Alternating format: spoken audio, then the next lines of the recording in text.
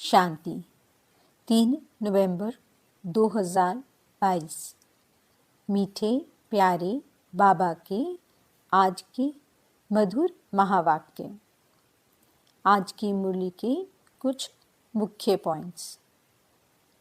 आज बाबा हमें समझाते कि वो पतितों को पावन बनाने के लिए अब ज्ञान इंजेक्शन दे रहे हैं। हम आत्माओं को सच्चा सोना बनने के लिए इस अंतिम जन्म में पवित्र बन बाप को याद करना है। यही एक सच्ची कमाई है। हमें उठते बैठते बाप और घर को याद करते रहना है। इससे कमाई जमा होती रहेगी। हर आत्मा का पार्ट अलग अलग है। किसी भी एक आत्मा का दूसरे से मिल नहीं सकता। इसलिए बाबा समझाते कि हमें साक्षी हो हर एक पाठधारी का पाठ देखना है। बाबा से 21 जन्मों का वर्षा लेने के लिए पूरा पुरुषार्थ करना है। बाबा कहते कि अब हमें चाहे मनसा, चाहे वाचा, चाहे अपने कर्म व प्रैक्टिकल लाइफ द्वारा बाबा से मिले अखुट खजानों का दान करते रहना है और विश्व सेवाधारी बनना है। जितना हम मनसा से, वाणी से स्वयं सैंपल बनेंगे तो सैंपल को देख करके स्वतः ही सब आकर्षित होंगे।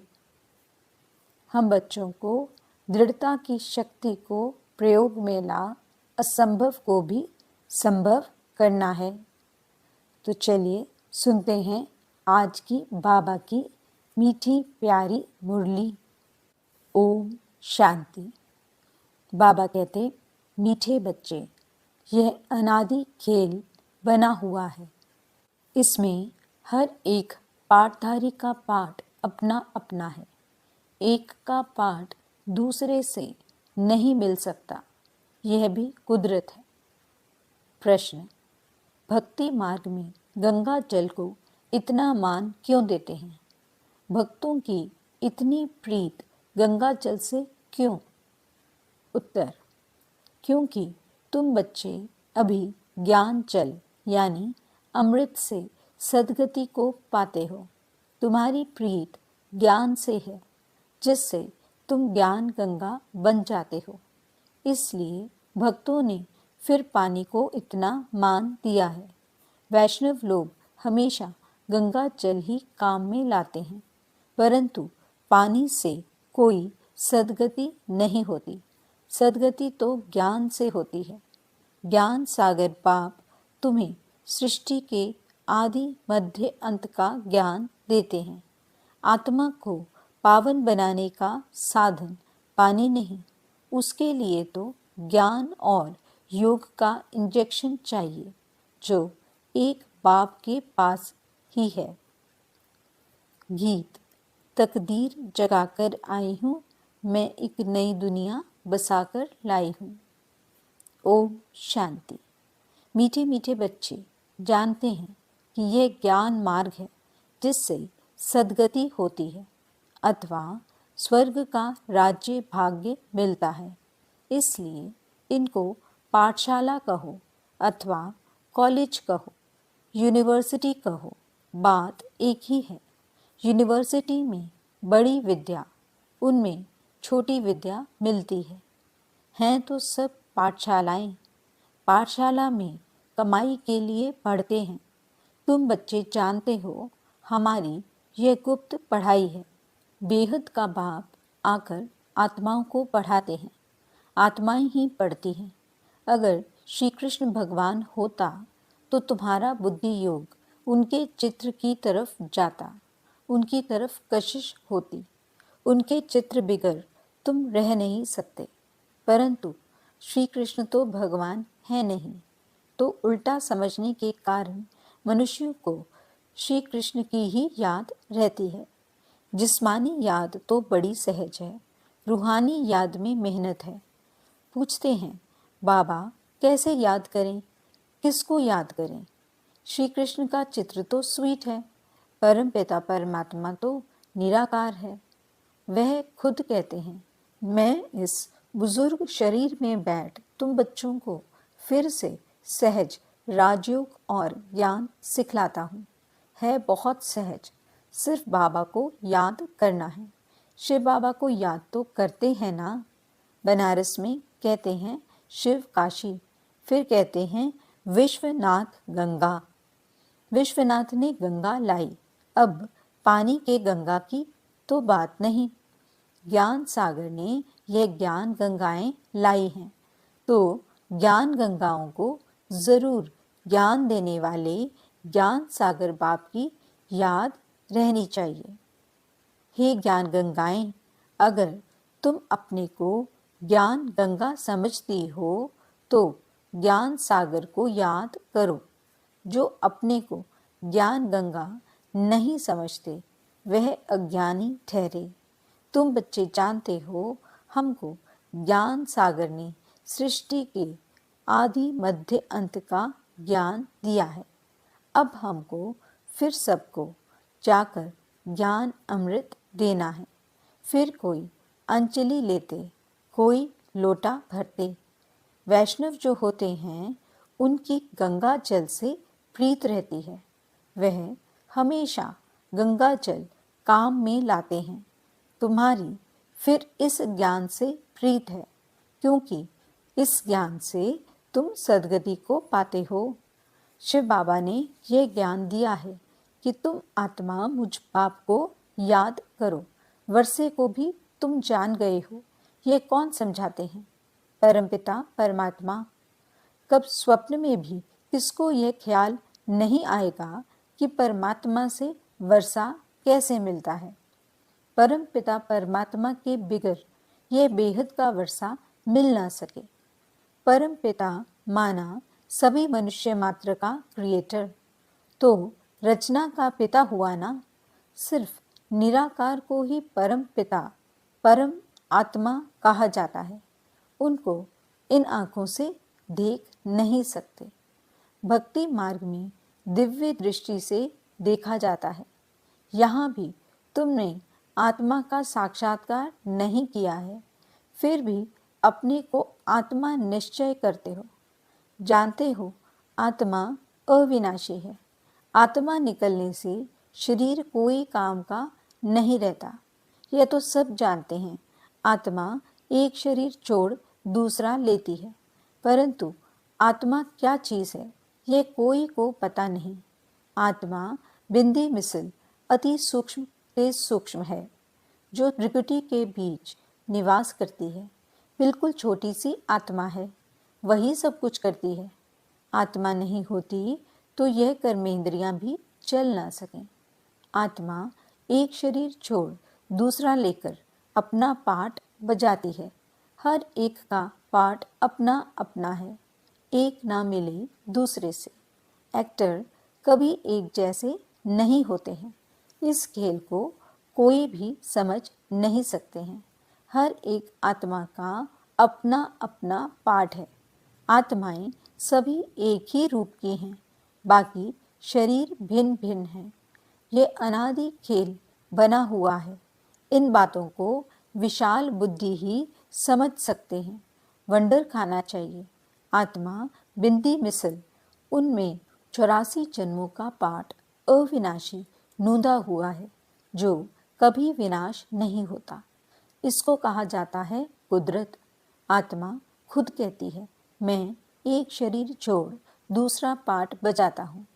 हम साक्षी हो सारी सृष्टि के पाठधारियों का एक्ट देखते हैं। हम परम पिता परमात्मा से अपना 21 जन्मों के सुख का वर्षा फिर से ले रहे हैं, जिसके लिए हमें 2500 वर्ष यानी आधा कल्प भक्ति की है, तो ज़रूर भक्तों को भगवान मिलना ही है। अब तुमको पता पड़ा है, नंबर 1 भक्त पुजारी तुम ठहरे। इस ड्रामा में पहले पहले सत्युग में तुम देवी देवताओं का पाठ बजाने आते हो। इस समय तुम ब्राह्मण वर्ण में हो। हम आत्मा ब्रह्मा मुख वंशावली ब्राह्मण धर्म के हैं। अभी पढ़ते इसलिए हैं कि हम ब्राह्मण धर्म से बदल दैवी धर्म में जाएं। आत्मा को ज्ञान मिलाए। ज्ञान से सद्गति होती है। जब सद्गति मिलनी होती है तो सबको मिलती है। बाप कहते हैं, मैं ही सर्व का सद्गति दाता हूँ। मनुष्य गुरु कब होता नहीं। हमेशा देही अभिमानी रहना है। समझो, किसको बच्चा है तो समझना चाहिए यह कर्मों के हिसाब किताब से बच्चा बना। मर गया तो बस एक शरीर छोड़ जाकर दूसरा लिया। हिसाब किताब इतना ही था, पूरा किया। इसमें अफसोस करने व रोने की बात ही नहीं। साक्षी हो, खेल देखना है। तुम बच्चे जानते हो, हम 84 जन्म लेते हैं। सतयुग में हम देवी देवता थे। पहले तुम कुछ नहीं जानते थे। ब्रह्मा ने भी बहुत गुरु किए थे, परंतु इनको भी कुछ पता नहीं था। समझते थे 84 लाख जन्म होते हैं। अभी तुम ऐसे नहीं कहेंगे। बाप समझाते हैं, मीठे मीठे सिकीलिदे बच्चे, हम ही आकर सबकी सद्गति करते हैं। सभी धर्म वाले भक्त भगवान को किस न किस प्रकार से याद जरूर करते हैं। कहते हैं, ओ गॉड फादर, हे परम पिता परमात्मा, परंतु परमात्मा को जानते नहीं। सिर्फ इतना समझते हैं, परम पिता परमात्मा परम धाम में रहते हैं, परंतु हम वहाँ कैसे जाएं? हम तो जा नहीं सकते। सतयुगी देवताएं भी नहीं जा सकते। उनको 84 जन्म लेने हैं। वहाँ सुख है, वहाँ ख्याल भी नहीं होता कहाँ जाने का है। बाप को भी याद नहीं करते। कहते हैं, दुख में सिमरन सब करें। बाप समझाते हैं, हम तुमको स्वर्ग का मालिक बनाते हैं। वहाँ तुम सदा सुखी रहेंगे। कल्प को लाखों वर्ष आयु दे दी है। यह है भूल। भक्ति में मुझारा बहुत है। दर दर धक्का खाना, जप तप तीर्थ आदि करना सब भक्ति मार्ग है। आधा कल्प भक्ति मार्ग चलता है। यह भी खेल बना हुआ है। बाप कहते हैं, सब बच्चे ड्रामा के वश हैं। मैं भी भल क्रिएटर, डायरेक्टर, करण करावन हार हूँ, परंतु मैं भी ड्रामा के वश हूँ। सिवाय एक टाइम, एक शरीर के दूसरे कोई शरीर में आ नहीं सकता हूँ। कहते हैं, सदैव दादा के तन में आएगा और इनको ही ब्रह्मा बनाएगा। हाँ, पहले पहले इनका ही जन्म लक्ष्मी नारायण था ना, फिर इनको ही आदि देव आदि देवी बनाएंगे। इस दिलवाड़ा मंदिर में शिव का भी चित्र है। आदि देव आदि देवी भी हैं, बच्चे भी हैं। सब तपस्या में बैठे हैं। ऊपर में स्वर्ग भी है, पूरा यादगार खड़ा है। तुम यहाँ बैठे बैठे दैवी झाड़ की स्थापना कर रहे हो। वह है जड़ चित्र। यहाँ तुम चैतन्य में बैठे हो। तुम स्वर्ग की स्थापना कर रहे हो। श्रीमत पर जो अच्छी तरह पढ़ते पढ़ाते हैं वे ऊंच पद पाते हैं। लक्ष्मी नारायण ने क्या पुरुषार्थ किया होगा? तुम भी पुरुषार्थ कर रहे हो। फिर से देवता बने तो जरूर देवताओं ने पिछले जन्म में पुरुषार्थ किया होगा। मनुष्य मृत्यु लोक में रहते हैं, देवताएं अमर लोक में रहते हैं। भारत अमर लोक था, फिर मृत्युलोक हुआ है। अभी है संगम। इनको कुंभ का मेला कहा जाता है। कुंभ का सच्चा सच्चा मेला यह है। आत्मा परमात्मा मिलते हैं। अनेक बार मिले होंगे, अनेक बार मिलने वाले हैं। कोई तो पुरुषार्थ कर पूरा वर्षा लेंगे, कोई फिर चले जाएंगे। परमाणु का मिसाल। आते तो बहुत हैं। तुम बच्चों को निश्चय है कि ये हमारा बाप दादा है, हम ब्रह्मा कुमार कुमारियाँ हैं। ब्रह्मा भी शिव का बच्चा है। हम धर्म के बच्चे हैं। बाप के बच्चे तो सब कहलाते हैं, परंतु जो हम बीके कहलाते हैं तो गोया हम शिववंशी ब्रह्मा कुमार कुमारियाँ हो गए। शिव बाबा है दादा, उनको मुख्य बालक एक है, एक से फिर दूसरे पैदा होते हैं। तुम जानते हो हम ब्रह्मा मुख वंशावली ढेर हैं, ढेर होते जाएंगे। पढ़ाने वाला शिव बाबा है। ब्रह्मा की आत्मा भी मुझको याद करती है, तुम्हें भी याद करना है। सृष्टि चक्र को याद करेंगे तो चक्रवर्ती राजा बनेंगे। अभी तुम स्वदर्शन चक्रधारी बनते हो। तुम्हारे में भी नंबर वार यह सिमरन करते हैं। गाया जाता है ना, सिमर सिमर जीवन मुक्ति पाओ, वहाँ दुख होता नहीं। यह तो पुरानी दुनिया है। यह शरीर भी पुरानी जुत्ती है, घड़ी घड़ी चत्तियाँ लगती रहती हैं। सर्प का मिसाल देते हैं ना, वह पुरानी खाल छोड़ नई ले लेते हैं, नई खाल चमकने लग पड़ती है। तो यह तुम्हारे 84 जन्मों की पुरानी खाल बिल्कुल जड़ जड़ी भूत तमो प्रधान है। अब तुम्हारी आत्मा और शरीर दोनों सतो प्रधान कैसे बने, ये बाप आकर समझाते हैं। मीठे मीठे बच्चे, मामेकम याद करो। इस याद रूपी अग्नि से जो तुम्हारे में खाद पड़ी है, वह जल कर भस्म हो जाएगी। तुम्हारी आत्मा सतो प्रधान बन जाएगी। फिर ये पुराना शरीर छोड़ आत्मा जाकर दूसरा शरीर लेगी। बाप की याद से ही विकर्म विनाश होंगी। भक्ति मार्ग में भी सिमरन करते हैं ना, नाम जपते हैं, पूजा करते हैं, उनको स्नान आदि कराते हैं। यहाँ तो शिव बाबा को स्नान आदि नहीं कराना है, वह तो अशरीरी है। शिव के मंदिर में कभी शिव को कपड़ा आदि पहनाकर श्रृंगारते हैं क्या? श्री कृष्ण को, लक्ष्मी नारायण आदि को तो कितना श्रृंगारते हैं।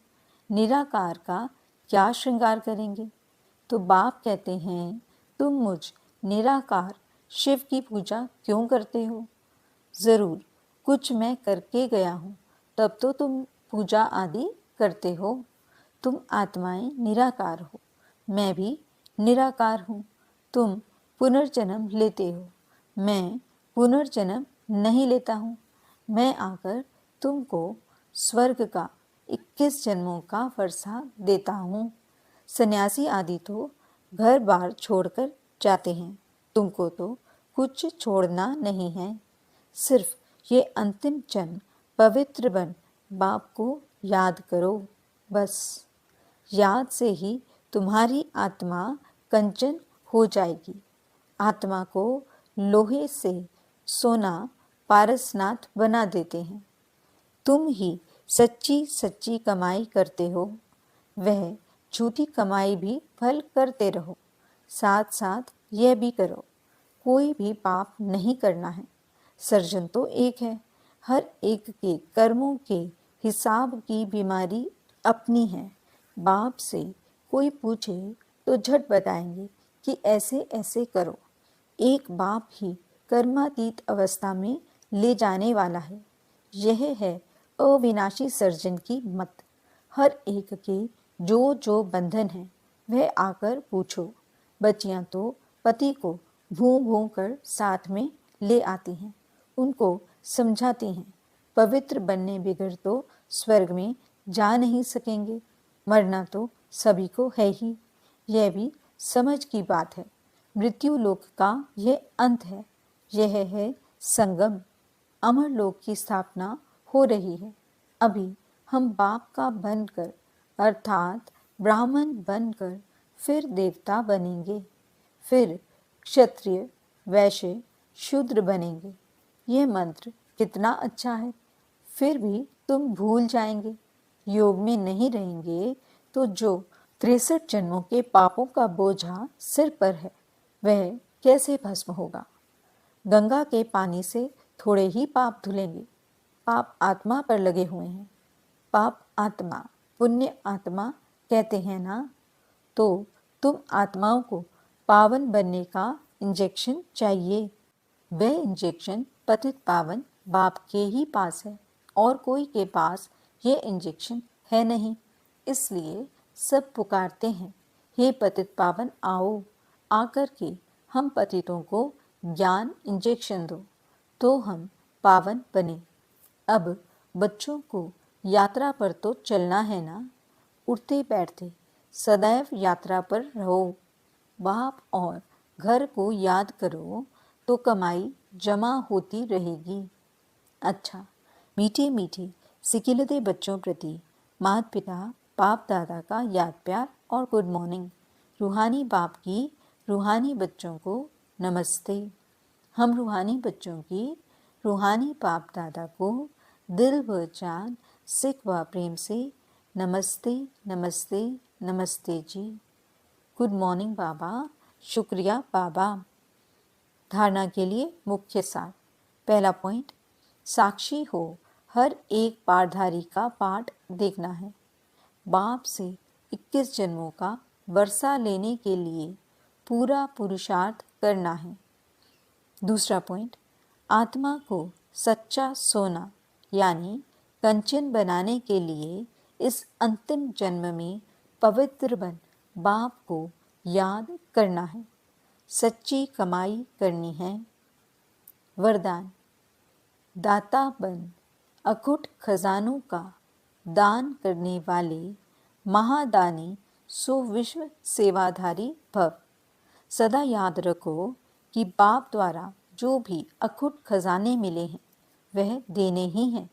खजानों को कार्य में लगाओ, चाहे मनसा, चाहे वाचा, चाहे संबंध संपर्क में सफल करते चलो। दाता के बच्चे एक दिन भी देने के बिना रह नहीं सकते। विश्व सेवाधारी को हर दिन सेवा करनी ही है। अगर वाचा का चांस नहीं मिलता तो मनसा करो। मनसा नहीं कर सकते तो अपने कर्म व प्रैक्टिकल लाइफ द्वारा करो। जितना आप मनसा से, वाणी से स्वयं सैंपल बनेंगे तो सैंपल को देख करके स्वतः सब आकर्षित होंगे। स्लोगन, जिसके पास दृढ़ता की शक्ति है उसके लिए असंभव भी संभव हो जाता है। अच्छा, ओम शांति।